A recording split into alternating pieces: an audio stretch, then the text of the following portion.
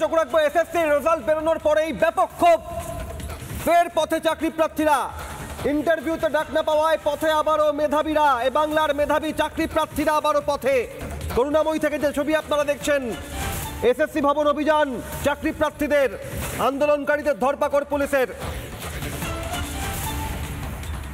অভিযানের আগেই ধরপাকড় পুলিশের, চাকরি প্রার্থীরা আবারও পথে, বাংলার মেধাবীরা ক্রমশ তাদের ক্ষোভের পারদ চড়ছে। সরাসরি সহকর্মী সমাদৃতার কাছে চলে যাবো, এই ছবি তুলে ধরবেন সমাদৃতা। সব মিলিয়ে একাদশ দ্বাদশের ফল বেরিয়েছে, এই সপ্তাহে নবম দশমের ফল বেরোবে, কিন্তু সেই ফল ব্যাপকভাবে গরমিল হয়েছে বলে অভিযোগ। কি ছবি এই বিক্ষোভের?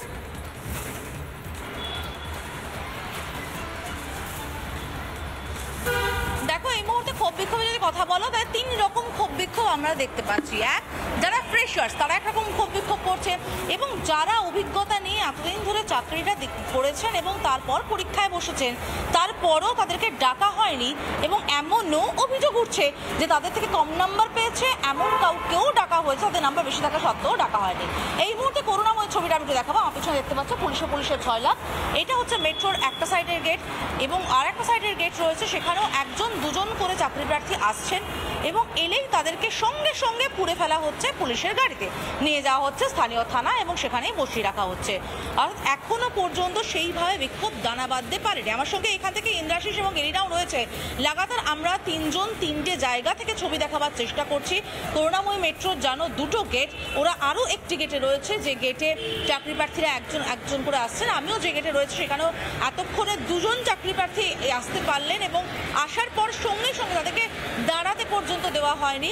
পুলিশের গাড়ি আসা মাত্রই তাদেরকে তুলে দেওয়া হয়েছে, অর্থাৎ কোনোভাবেই তাদের অবস্থান করতে দেওয়া হবে না, এইভাবেই কিন্তু ধরা হচ্ছে। এই মুহূর্তে আপনারা কি চাকরি প্রার্থীরা? আচ্ছা, এই মুহূর্তে যারা আসছেন তাদেরকে আমরা নজর রাখার চেষ্টা করছি, কেউ বেরোচ্ছেন কিনা। খুব স্বাভাবিকভাবে দ্রুতগতিতে কেউ বেরোলেই মনে হচ্ছে যেন পুলিশের হাত এড়িয়ে বেরোনোর চেষ্টা করছেন তারা চাকরি প্রার্থীকেও।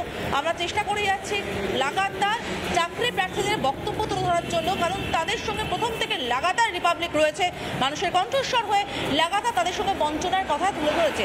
সব থেকে বড় কথা এই মুহূর্তে দর্শকদেরকে জানিয়ে রাখা দরকার যে ক্ষোভ কিন্তু 3 রকমের। একটা হচ্ছে কেন ফ্রেশার্সরা পরীক্ষায় বসেও ডাক পাচ্ছেন না। দ্বিতীয়ত, অনেকেই এরকম অভিযোগ করছেন তার থেকে নম্বর কম পেয়েছে, কিন্তু সে ডাক পেয়ে গেছে, অথচ এত বছরের অভিজ্ঞতা সত্ত্বেও, নাম্বার পাওয়া সত্ত্বেও তাদেরকে ডাকা হচ্ছে না। এখানে আবার দুর্নীতির অভিযোগ উঠছে। আরও একবার অভিযোগ তোলা হচ্ছে যে রাজ্য সরকার দুর্নীতি করছে, দুর্নীতি করে তাদের বসংগতদের চাকরি পাইয়ে দেওয়ার চেষ্টা চলছে।